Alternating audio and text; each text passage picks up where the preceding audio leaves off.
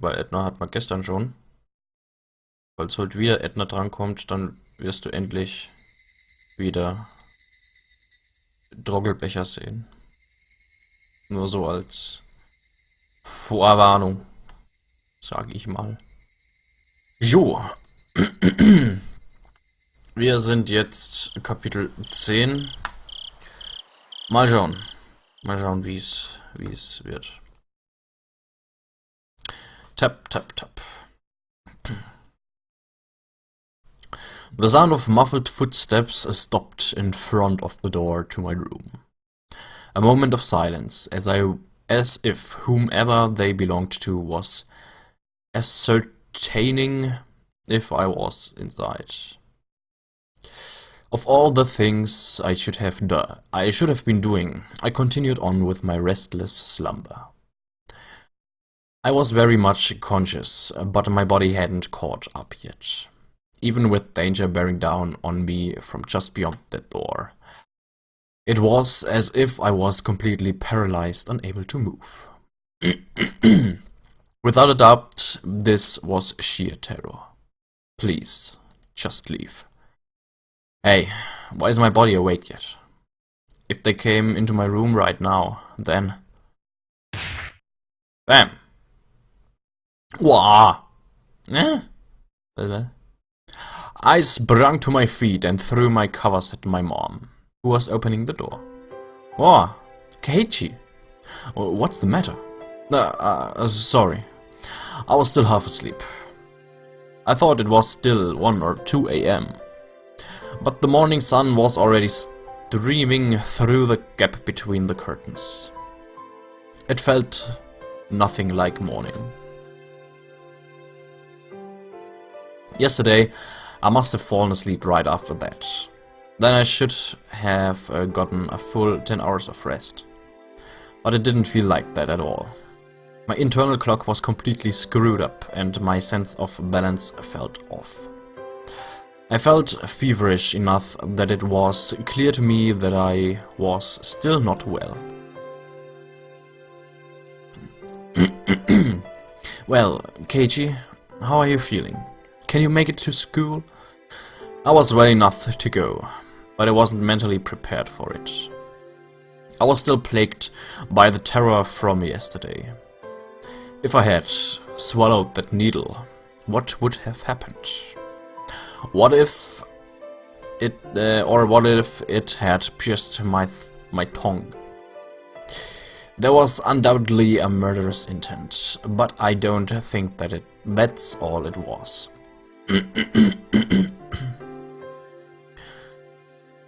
Oh, ist okay, Test. Hoffe geht schnell wieder besser. Gute Besserung. Und so.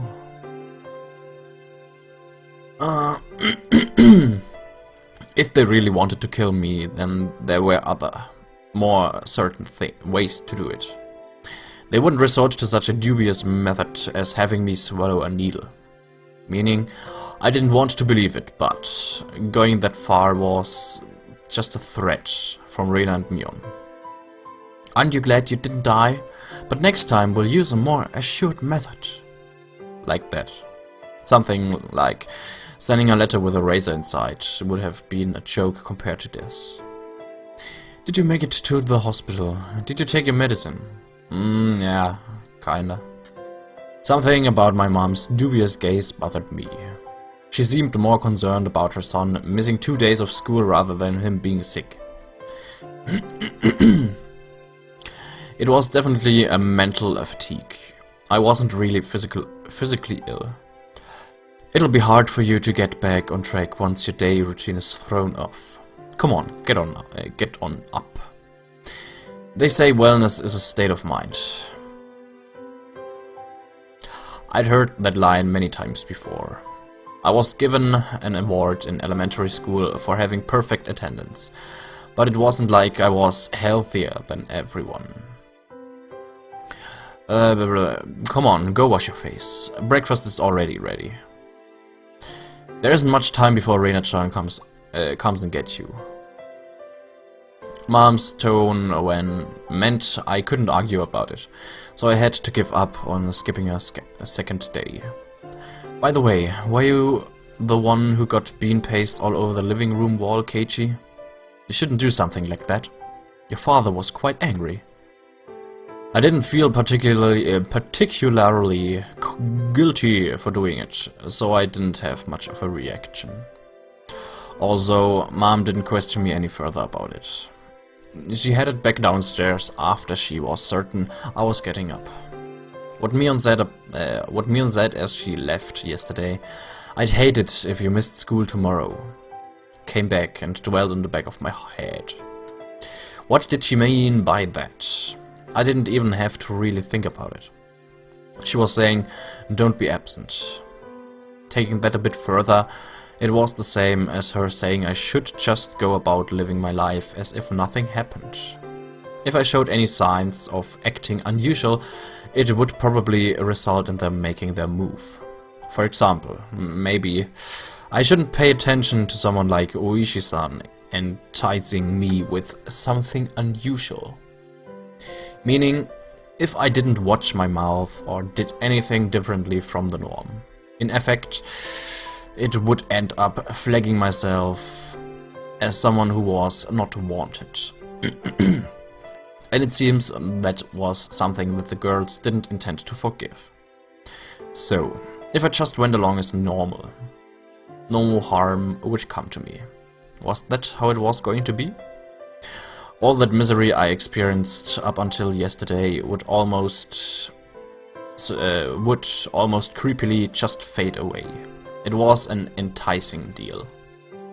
Just by forgetting everything I'd seen or heard these last few days, I'd be able to keep living on like normal. There's no way such a selfish thing could. I swallowed hard. I once again deliberated on the idea that I had just rejected. Mion was probably a good person who had her friends at heart. She was giving me, who had mistakenly broken some rule of theirs, a chance. Was what I did really something so unforgivable? But Mion had given me another chance. She was saying, if I just forgot everything and kept living on like I had been, I'd be forgiven. Keiichi, your food is going to get cold. Hurry up and get down here. Reina will be here if you don't hurry. I'm coming. I crammed my textbooks into my bag and hastily made my way downstairs. I picked at my somewhat bland breakfast. It seemed that I didn't have much time. It was already past when I usually met up with Reina. Given yesterday's events, she'd probably be here in the next 5 minutes. I needed to be ready to head to school by then. I had to forget everything that had happened the past 2 days. Forget it all and return to my normal life. For this to be normal, I'll have to be where I normally meet up with Reina. Today, of all days, the rice was dry and hard to get down. Ding dong! I jumped at the sound and dropped my chopsticks. The chime signaled that Reina had arrived. Mom hurried me along. Come on, Reina-chan's already here. Hurry, hurry. My mother's merry smile and my gloomy face were polar opposites. Honestly, I was reluctant to see Reina, who was waiting there on the other side of the door. The Reina on the other side. Was it the Reina I knew? I couldn't keep her waiting. I needed to do things as usual. Blub. War also ganz kurz da. Morning! An invigorating greeting filtered in from across the doorway. I came since Keiichi-kun was a bit late. Will he be okay today? I wonder. The manner in which Reina was concerned was without a doubt the Reina I knew. But that was probably only if I reciprocated. Forget everything from yesterday. Pretend as though nothing had happened.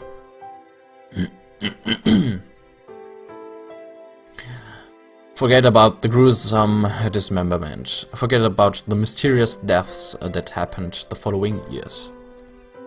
Forget about the people falling to their death, and the terminal illness and suicide, and the lynching, and disappearances.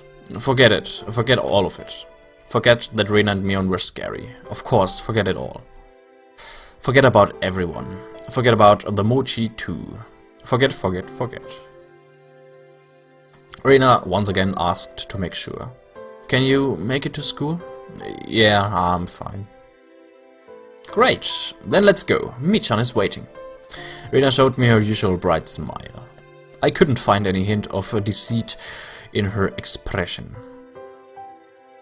My nervousness dissipated, giving way to relief. Jetzt habe ich schon gedacht, es kommt irgendwas.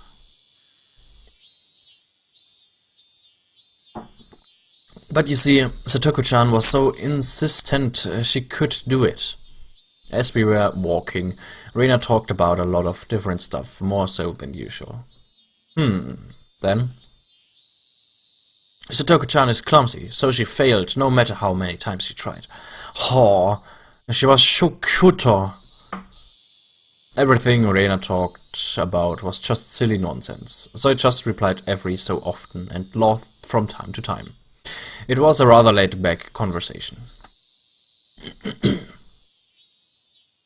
We passed by one of our neighbors and they called out to us. Oh my, Keiichi-chan and Rena-chan, aren't you two a bit late today? Mion-chan said she was going on ahead. Uh-oh, did Mi-chan look mad? I wonder. We need to hurry up, Keiichi-kun. As she smiled and parted ways with our neighbor, they turned back towards me and stuck out a tongue. Not expecting that, I couldn't help but crack a smile. Ah, Keiichi-kun smiled. Huh? What? Rena stopped and stared at me. I was thinking that you still hadn't recovered from your cold since you seemed down this morning, Keiichi-kun, but now you seem fine. Fine. With a grin, she gently poked my cheek. It was a bright, sincere smile. Hey, Keiichi Maibara. How can you still doubt Rena after she shows you a smile like that? Maybe I just had a high fever up until today, and I imagined everything that I thought happened because I was bedridden and delirious. I really hope that was the case. If God would grant me just one wish, there's only one thing that I'd wish for. I would want what had happened in the past few days. More specifically, from the night of the Watanagashi up until last night. I wanted all of that to have never happened. I wonder how many times I'd wished for these past few days. As long as Rena kept on smiling like this, I think it might just become reality. So I wanted Rena to keep on smiling. Keep on smiling. So, Keiichi-kun, those mochi yesterday, did you eat them all? That vain wish of mine was instantly shattered. My heart began palpitating. The relaxed morning mood suddenly became frigid. Rena's smile was the same as usual. Her eyes were gentle as usual. Those mochi yesterday, did you eat them all? Of course, she wasn't asking the question at face value. In other words, Rena was asking, did you get the message? She was probably trying to convey that. Keiichi-kun? I was reluctant to give an answer. Rena stopped walking and stared deeply into my eyes.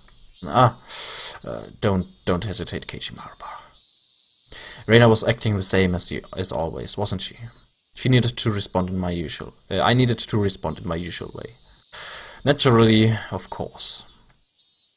But both my throat and mouth had gone dry, and my lips were stuck together. Hurry and answer, Keiichi. Not that much time had passed. I could still keep the conversation going naturally. I had to say something quickly. The? Raina playfully mimicked what I said when I finally squeaked something out. Raina's reaction was still normal.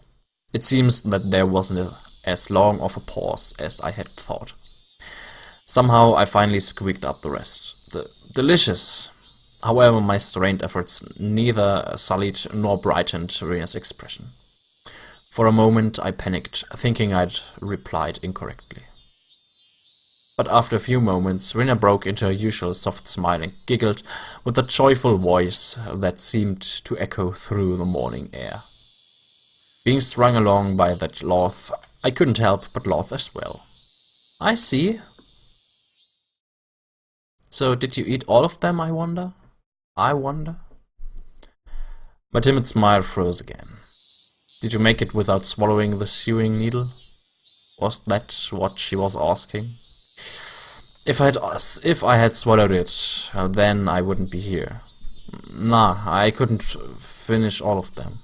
There's still some left. I was scared out of my wits, but that's how I played it. Huh? What about the homework to see if you could tell which one Raina made? That homework. Was it due today?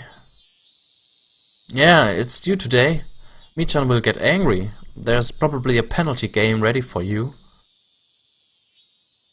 We both laughed at each other again. To a casual observer, it was just a typical morning. If I could just let myself believe, then even I'd think it was just the usual morning routine.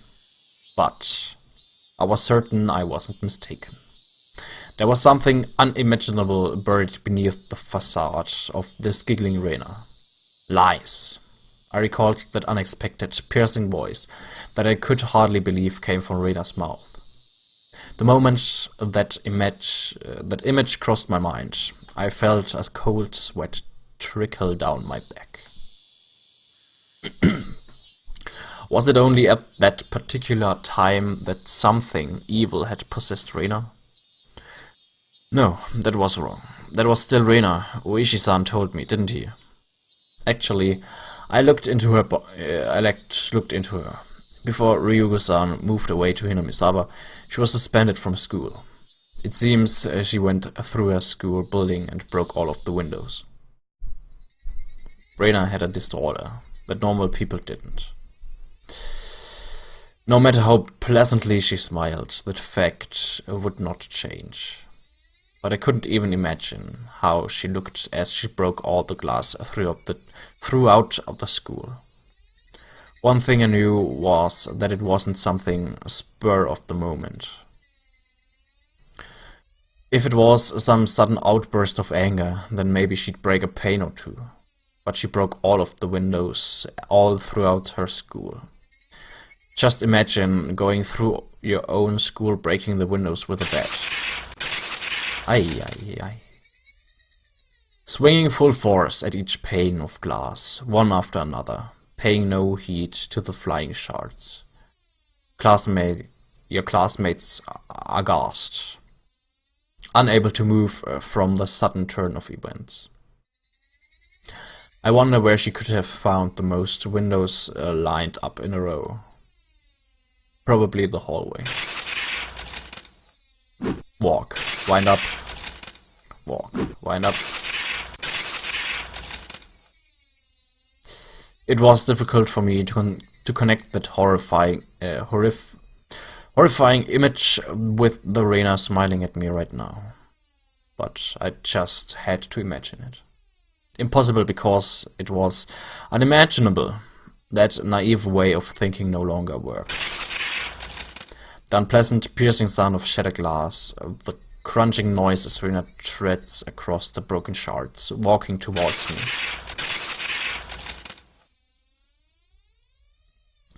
Raina's classmates going pale as they forget to even breathe. I wondered what they did as Raina came closer, breaking windows along her path. Did they earnestly try to bring her to her senses by saying something? Or did they jump at her, trying to stop her savagery? Or did they run or did they run to the staff room after being directed there by the teachers? Probably none of those. In the face of that blood-curdling sight of Rena busting window after window, undoubtedly all they could do was silently clear a path for her.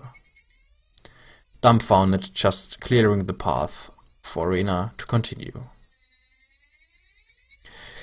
It was far too violent an act for them to seek refuge by looking the other way. That's not to say they were looking the other way. They were doing the only thing they could to protect themselves. If they had done something differently from the rest, they may have suddenly found themselves as Rena's new target. What would Rena have done to whoever attracted her attention? The answer was obvious. She would have undoubtedly acted according to her whims. Meaning I would be the next window. Rena staring into my eyes, shards of glass crunching and cracking underfoot as she drew closer. I was also drawn into her eyes, paralyzed.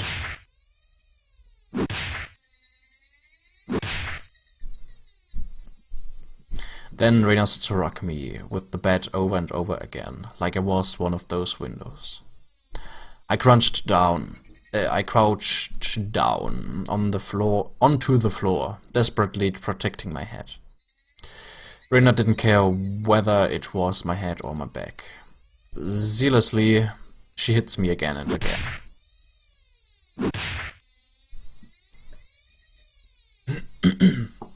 What kind of expression was she making as she was doing this over and over again? I peered up to see. Her expression was so indifferent, it was completely unnerving. It's because no matter how many times she struck me, I didn't make as pleasant a sound as the other windows.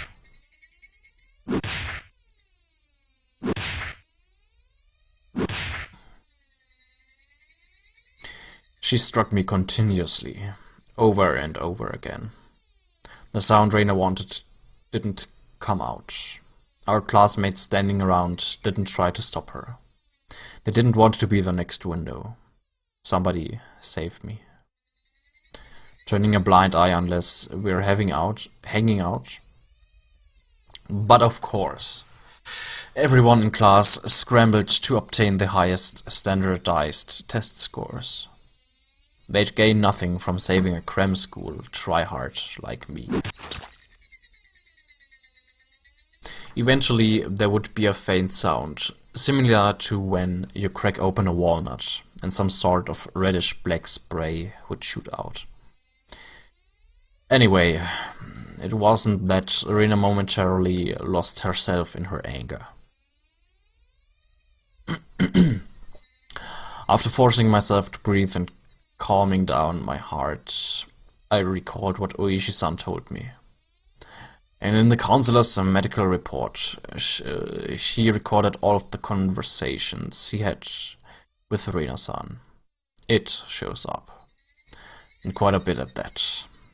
What does? She mentioned the word Oyashiro-sama. Following that, Rena was suspended and had regular examinations at the hospital. Then, as Rena was undergoing counseling, she said it over and over. Oyashiro-sama. It seems that the Oyashiro-sama she spoke of was like a ghost, appearing in her house every night, standing over her pillow looking down at her. That was only a piece of their conversation, so I still couldn't see the big picture. But it wasn't by no means a happy little conversation. Then, what Rena did, was she saying that ghastly incident was a result of her being possessed by Oyashiro-sama? Up until now, I didn't want to believe in Oyashiro-sama's curse.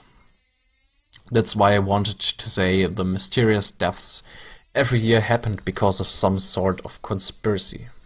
Every time I talked with Oishi-san, I was more certain that the deaths were the work of men and not of some curse.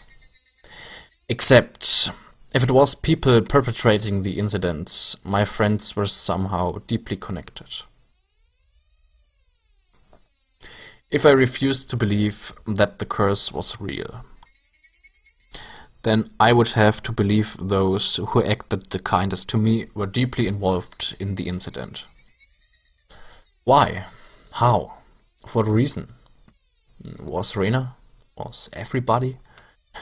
It was much more painful and troublesome than accepting that it was just Oyashiro's curse.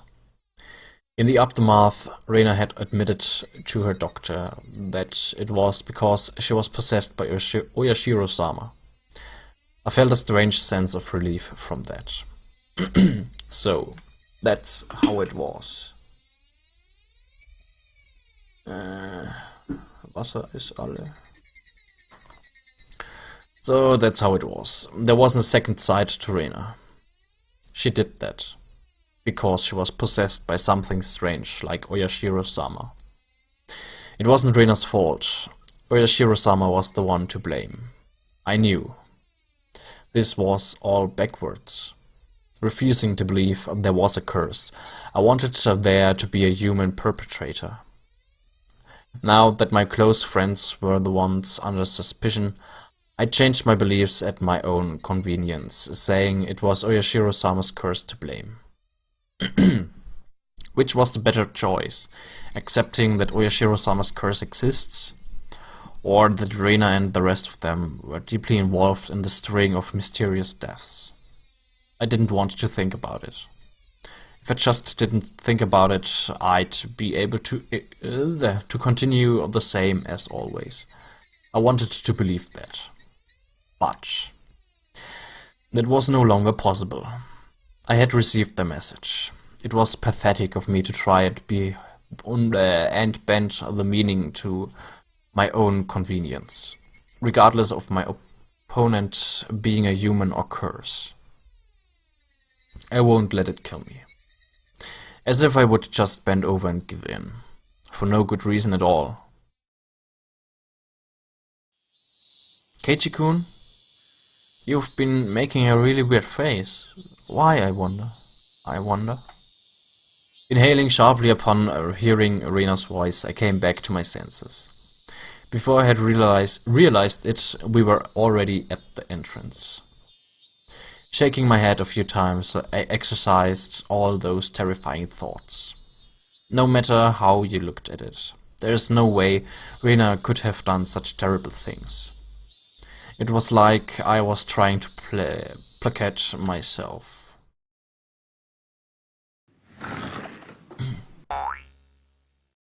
Oing. As I slid the door open, a blackboard eraser loaded with chalk dropped down on my head the moment I stepped into the classroom. The chalk dust went into my eyes, inducing a brief moment of agony. Oh ho ho ho! How befitting for the truant Keiichi-san! Good morning to both of you, Keiichi and Rena. Good morning, Satoku-chan, Rika-chan. Not quite in the mood for it, I didn't really react to Satoku's trap. Satoko braced herself as I passed by, expecting me to attack her. She seemed a bit disappointed as I simply walked by silently. What is this? How discouraging indeed. Keiichi doesn't seem back to his usual self yet. Yeah, take it easy on him for today, Kei? Suddenly there was a slap down on my shoulder. It hurt a bit. Hey, Keiichi-san. Kei-chan. Did you get enough rest? It was Mion. My mind was full with this stuff about Rena, but Mion was also a party of interest. Remember Keiichi? That hawkish gaze from yesterday. Yeah, morning. What's with that unenergetic greeting? Did you eat the mochi I brought you? Because I ate them, I am like this. Those words were itching to be blurted out. I really just didn't have the appetite. I ate a few, but quite a lot were left over. Huh? What about the homework? Did you have an answer for which one was Reina's? I can't believe you'd forget your homework, Heiichi-kun. Ah. Sheesh, then we can't help it. Time for your penalty. Flashing a lurid smile, Mion returned to her seat.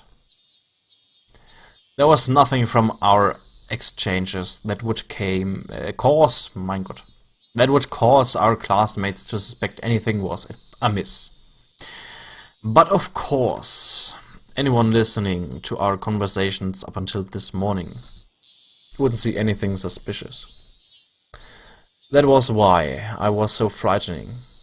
They acted in a way that, regardless of whatever happened to Keiichi Maebara, no one would ever suspect them. That fact had me terrified. Soon the teacher came. After she asked how I felt and took attendance, another dull, ordinary day began.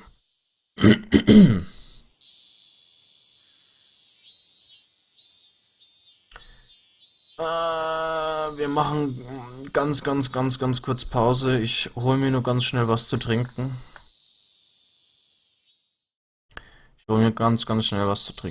Bin gleich wieder da.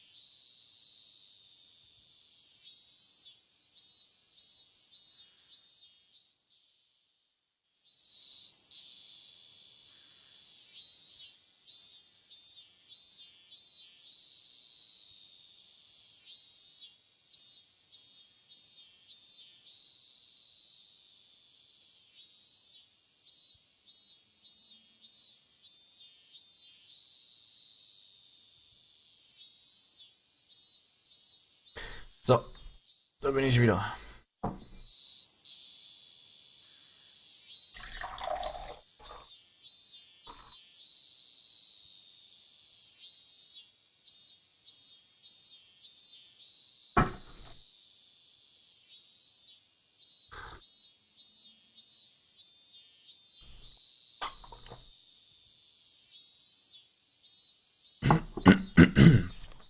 So, weiter geht's.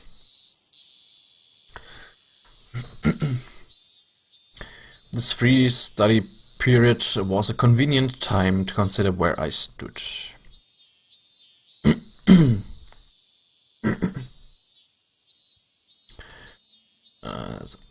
I gently closed my eyes and pondered the ridiculous position I was in right now. First of all, what I shouldn't forget was how dangerous of a situation I was in. I had fallen out of favor with them. After interacting with Oishi-san multiple times, I could see it as I was getting closer to the heart of the matter. The morning yesterday with the mochi was a good indicator of that.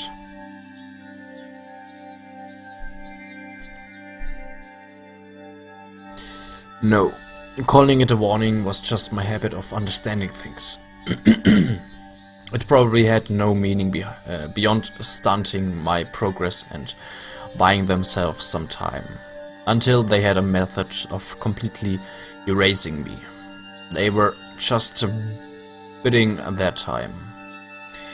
Even though they were keeping me under their thumb with threats, it didn't change the fact that I knew too much. The chilling sensation of my desk made me recall Satoshi Hojo, the boy who was using the seat until last year when he disappeared. Was he also similar to me? Did he learn something he shouldn't have and was erased? Damn, I wouldn't let them get rid of me so easily. Never. But were they really trying to kill me? I've had these contradictory feelings for a while now. Even though I suspected them, I felt I had to cover for them. With all of their suspicious behavior, a morning like this just made it all seem like an elaborate hoax. No, that's just what I want to believe. Doubting my friends, covering for them. My life was in danger. Was it? Actually, I was debating the wrong point. Given me current situation, those points were something that should have been deliberated on a long time ago. But really, Reina and the rest of them, were they actually aiming to kill me? The little voice inside me continued to torment me with these unreasonable trains of thought. Are you an idiot, Keiichi Mahabara? The answer should be obvious. But maybe that sewing needle might have been just an accident, right? How could you screw up and drop a sewing needle into a piece of mochi? The benefit of the doubt can only go so far. Both Reina and Mion had acted and behaved suspiciously. but maybe it was all some sort of misunderstanding. What kind of misunderstanding? It wasn't just suspicious. It was outright ludicrous. Ludicrous, right? Reina just corrected me for lying. And Mion only asked me about what I had for lunch. Reina was standing outside our door, eavesdropping for a good hour, you know. She was. Probably just waiting for my phone call to end. For a whole hour outside your room? And is it normal to go home afterwards without saying anything? You heard from Oishi-san, didn't you? About what Reina did at her former school. But at the hospital she said it was Oyashiro-sama's fault. She... Cut it out, my Keiichi Mahabara. Don't you realize they're out to kill you? Huh? I inadvertently blurted those words out loud. Hearing myself say that so directly left me dumbfounded for a few moments. Afterwards, I had to look around to check if anyone else had heard it. My little soliloquy... What? Soliloquy... Das muss ich nachschauen. Soliloquy. Selbstgespräch. Soliloquy. Soliloquy. Alles klar, dankeschön. My little soliloquy cut a little too close to the truth. Even though I could feel the murderous intent from Rena and the others, part of me somewhere was still trying to deny that. This late in the game, such hesitation could be fatal. I knew that. But I was just your average student. A man living his normal, ordinary life. Do you think I could suddenly believe that my friends who I had been happily laughing together with until last Sunday now intended to kill me? Right? You're too soft, Keiji. This time I remembered to keep my voice down, so only I could hear it. There was one thing I now understood. Ich kann nicht sprechen heute irgendwie.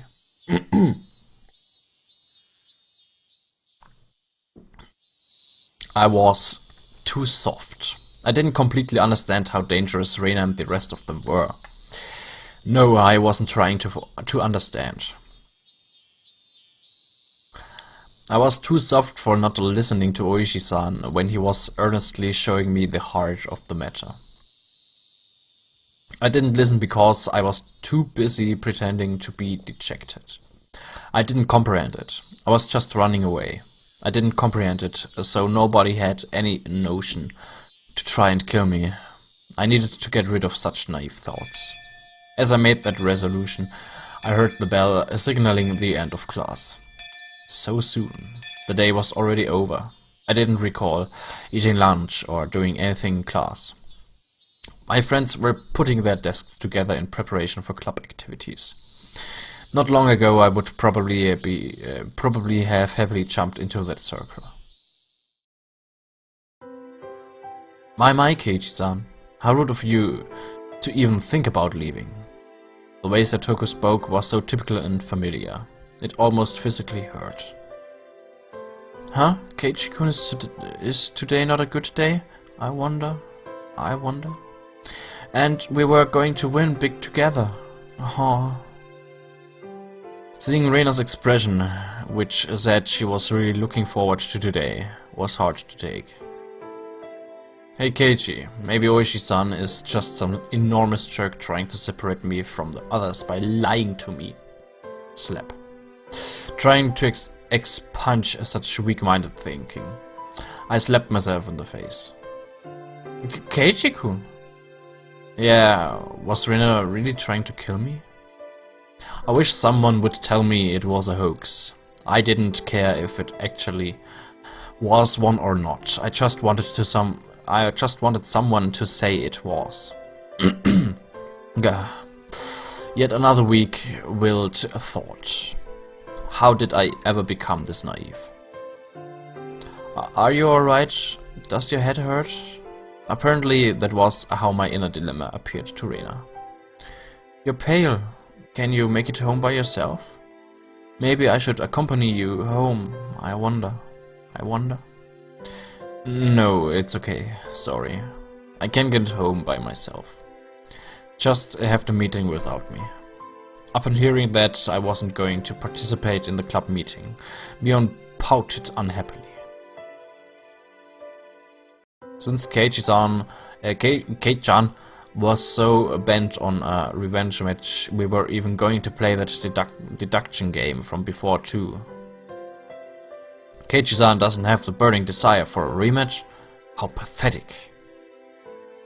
I wouldn't fall for some dumb taunt. Without even a real retort, I just grabbed my bag and was about to get up. Someone's hand perched itself gently on my head. Keiichi doesn't seem to be well. How very unfortunate. It was Rika-chan. She was stretched up as far as she could, doing her best to pat my head with her petite hand. It felt so nice, which made things even harder. Sorry, everybody. See you. That's all I said as I quickly left the classroom. They said something to me as I was leaving, but I couldn't make it out.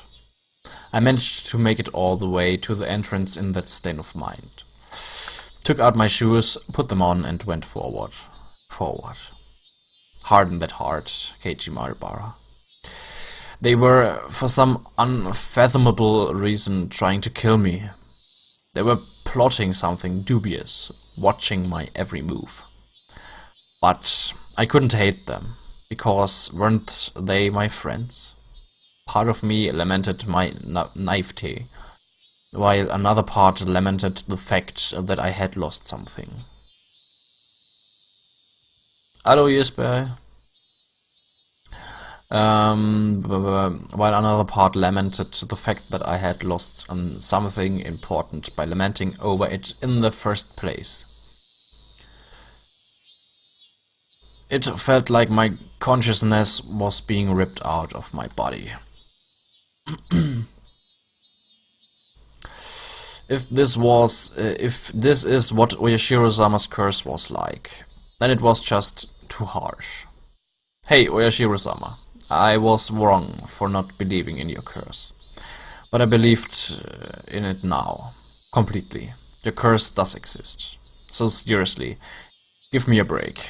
I beg you, come on.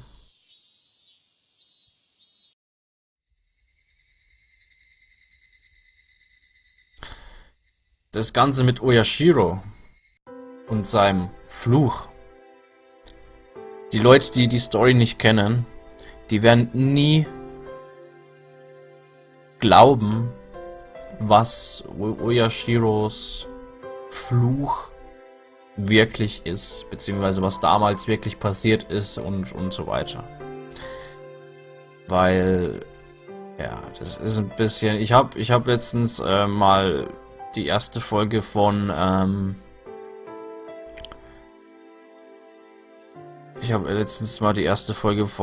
Higurashi no Kokoro ni Kai angeschaut.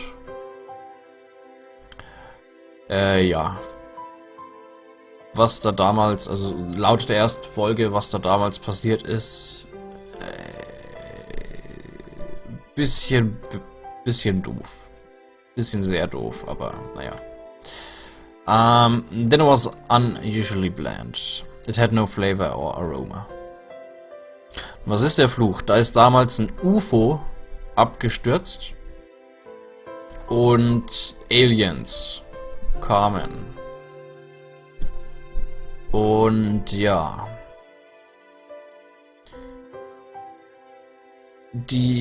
Ich glaube, die haben, das war dann irgendwie Krankheit oder so, irgendein Virus oder so, ich weiß es nicht mehr. Jedenfalls haben die Leute dann die Aliens da angebeten. Und, weil die halt die Leute, glaube ich, irgendwie beschützt haben oder sowas. Aber die haben dann die Aliens irgendwann nimmer wirklich gebraucht und keine Ahnung. Irgend so ein Zeug. Also laut der ersten Folge kann natürlich auch irgendwie sein, dass es das später kommt, dass es gar nicht so war, aber Aliens, ja. The miso soup that normally tantalized my appetite instead tasted like nothing but boiled water. Dad was eating with us that night. It was a rare occurrence in this household. When he got into his work, he ate and slept on his own schedule. My dad never cared about the time.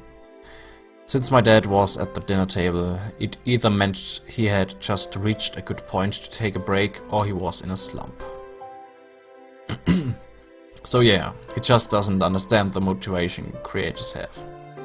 The partnership was just a verbal agreement, wasn't it? If it's so hard to agree on things, why not just end it? I feel like it's an industry with a lot of back scratching. But when it gets in the way of business, I wasn't able to pick out much of my mom and dad's conversation, but I could tell it wasn't a very pleasant topic. That of course made the disgusting food even less appealing. Staring listlessly at the exchange between my parents, my mind wandered off to the same thought process I had going all day long. Friends close to me, no, they used to be friends, but I could no longer trust them. Right now, I was greatly lacking in allies. People I trusted, people I could depend on when push came to shove. They were something I just didn't have. Having just one ally would have been incredibly reassuring in the current hopeless situation I was in. I put down my chopsticks and looked over at my parents, who were still talking about work. The first course of action that came to mind was to tell my parents everything. Currently, there wasn't a single person from Hinamizawa I could trust 100%. That meant the only people I could trust were my parents. But if I told them everything that happened up until now, would they understand? Reina, for example. The neighborly Reina, who was so diligent in looking after me, came to get me every day and sometimes brought over a share of what she made. How could I explain that she wanted to kill me?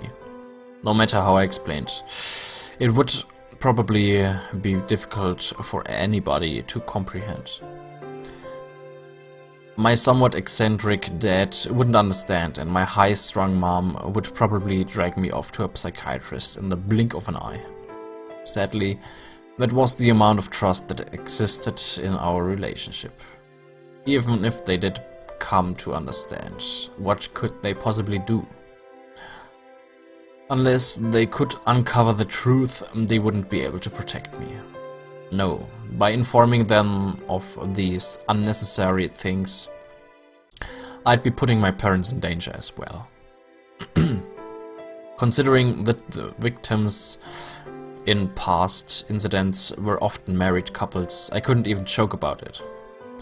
For the entire Maebara family to have an accident or to just vanish into thin air, it was easily possible in Hinamizawa. What was important here was that knowing something unnecessary put you in danger. The most unsettling question was, how did they know that I knew? As long as they didn't know, my parents might not fall victim. That was one way to think about it, I guess. At least it was like that in my case. After I found out, things started becoming odd. In other words, it meant the following. As long as my parents didn't know anything, nothing would happen to them. As long as my parents were here, this house would be safe haven for them.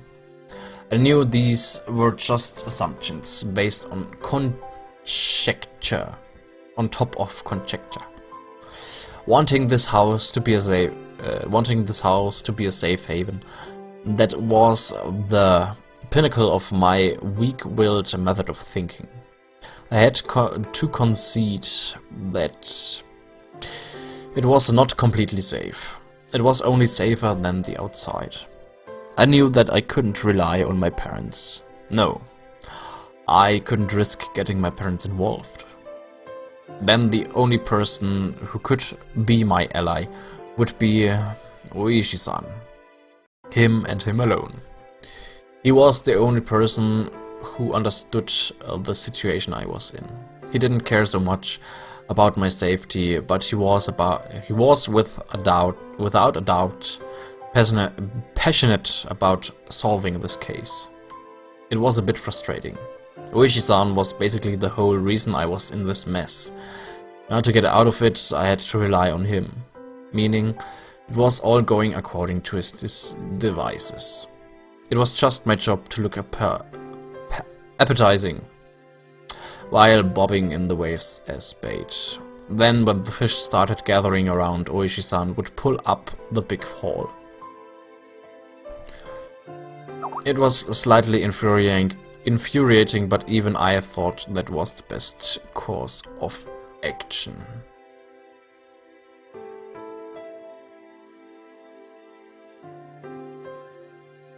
Was? Kurzer Moment.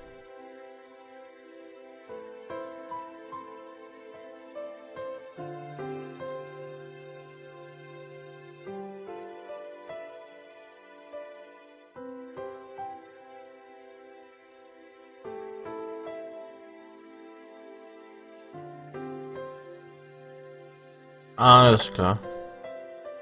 Gut zu wissen. It was slightly infuriating, but even I thought that was the best course of action. So then, what should I do? Patience was the first rule of fishing. Just keep waiting until the fish actually bites. But I wasn't simply bait. There were lots of ways for me to struggle before being devoured. When they struck, I needed to somehow dodge just enough and tag out to Oishi-san. No question, it was going to be hard. The timing to bring Oishi-san in would be difficult. If he was in the city, not Hinamizawa. So if I phoned him in my moment of need, it would take him about 30 minutes to reach me. Hast du mit dem Brotmesser geschnitten? Nein, böse. Aua. Kein Brotmesser schneiden.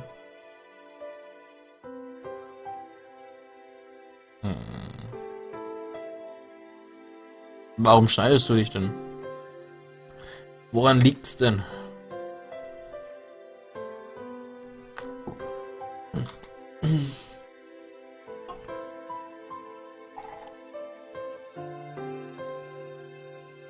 Kurzen Moment. So I needed to run away for those 30 minutes.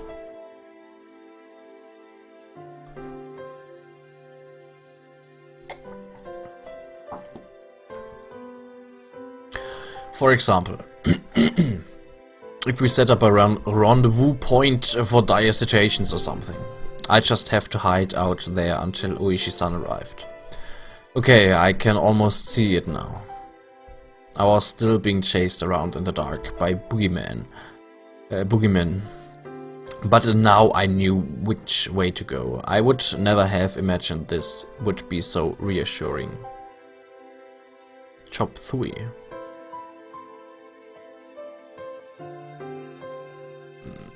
Ja, okay. Ungefähr so scharf wie Katana. Nein. Glaub ich dir nicht. Oh yeah. It would probably be best if I had a concealed weapon for when things got rough. Typically that would call for a switchblade. But that wasn't too reassuring for combat. Also, since it was recognized as a weapon by the public, that also wasn't good. Really, when the time comes, a long weapon, like a bat, would work in my favor. I remembered there was a metal bat at school. I could be confident with that when push came to shove. If I pretended I was practicing my swing, then it wouldn't be suspicious for me to always carry it around. I could go to school early tomorrow and secure it. Just possessing a weapon may be enough to deter them. Benutzt du es mal? Ja, okay. Wenn ich das nächste Mal bei dir bin, benutze ich's. Dann schauen wir mal. Also, one more thing. Insurance. It could be something like a note or memo. I could write down everything that's happened as a sort of journal. In case I suddenly vanished, the journal would be left behind. With my journal in his possession, Oishi-san should be able to avenge my death. I left my parents engrossed in their conversation about work and went back to my room.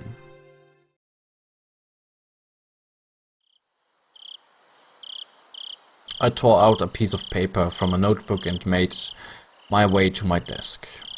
Last time I wrote a journal was for summer homeschool in elementary school. In the off chance something bad happened, the police could use my diary as a lead. so I should only write down the facts. How should I start? I jotted down my thoughts as they came. I, Keiichi Maebara, am in fear for my life. It made me laugh nervously. It was a line that showed up often in detective stories. I never even dreamed that I would be in the type of situation where I'd write it myself. I do not know why they are after my life. Reina and the others were suspicious, but I had no proof. And that's why I couldn't write anything more. I laughed wryly at myself for writing such a passage draped in mystery. Would the police be able to get the hint from reading this enigmatic passage? I could only pray that they would. What I prayed for the most, though, was that this journal never needed to play its part. Here I laughed nervously. It was too simple, so I wrote down one more line I just thought of. The only thing I do know is that it has to do with Oyashiro-sama's curse. Was that too much? I probably shouldn't write more than that. If I wrote any more, then it would seem like I was just delusional. In order to appear to the reader that the person who had written this was of sound mind, I chose not to write anything else at that point. I just needed to add more as I learned more about the truth.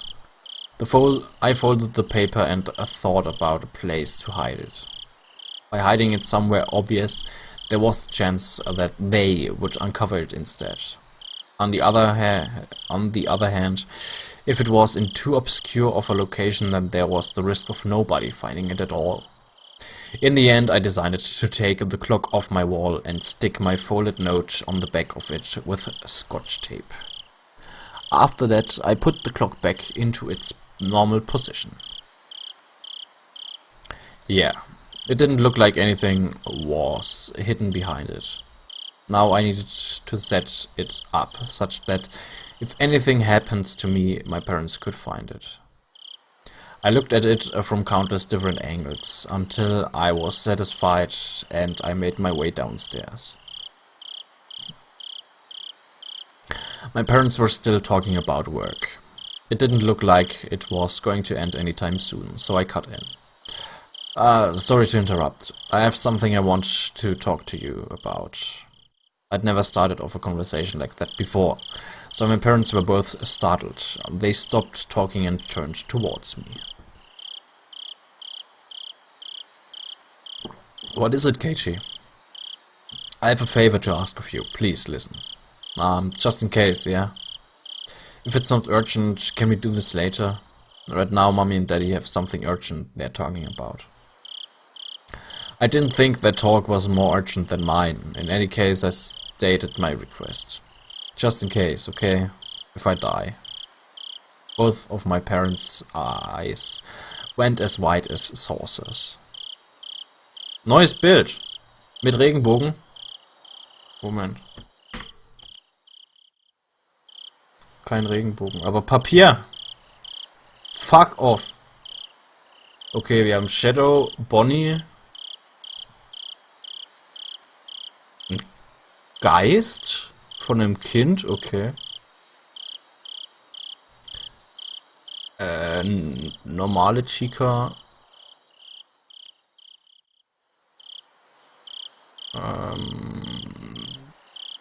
Papier Balloon Boy. Und Papier Freddy. Mehr nicht. Mehr kam jetzt nicht dazu. Interessant. Aber kein Regenbogen. Scott hat gesagt, er macht heute einen Regenbogen rein. If I die, I want you to put the clock on my wall in my coffin. If they did that, then they'd probably find it. My memoir. Both my parents remained wide-eyed, not moving an inch. I couldn't blame them.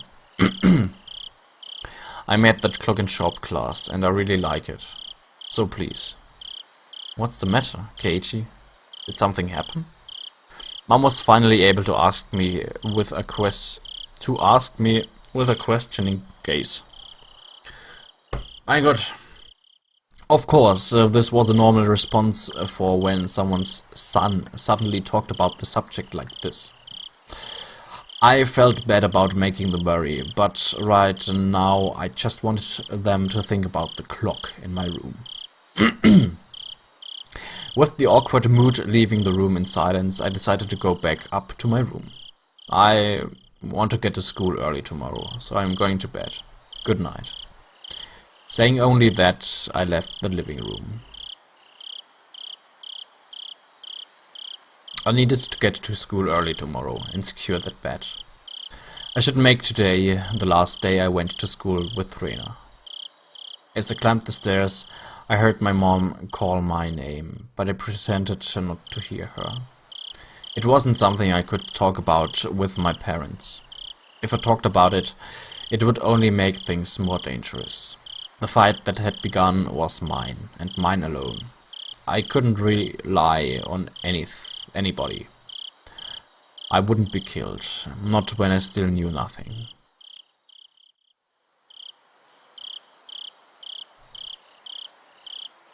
Gut.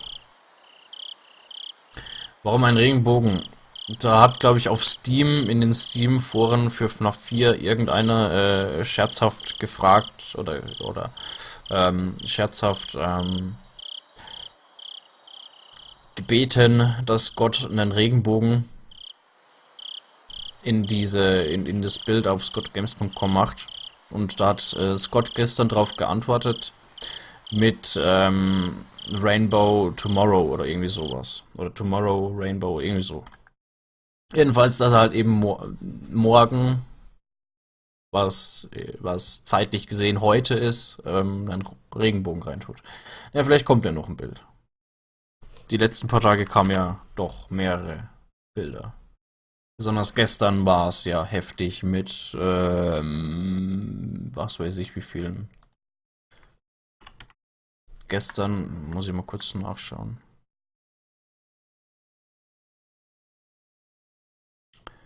Gestern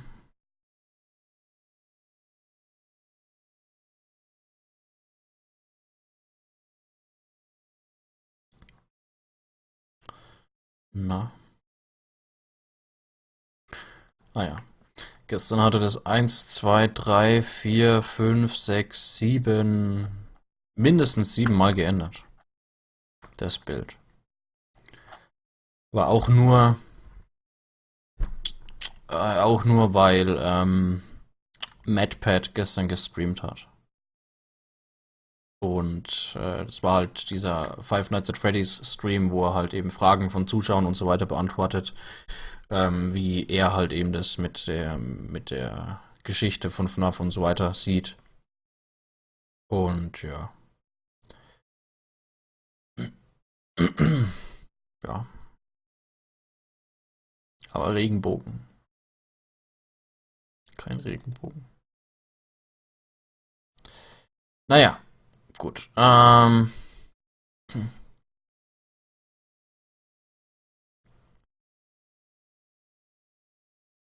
Wir machen kurze Pause. Ich habe jetzt für heute eigentlich nichts Festes mehr geplant, daher ja, dürft ihr dann auch gerne abstimmen, beziehungsweise was ich dann spiele.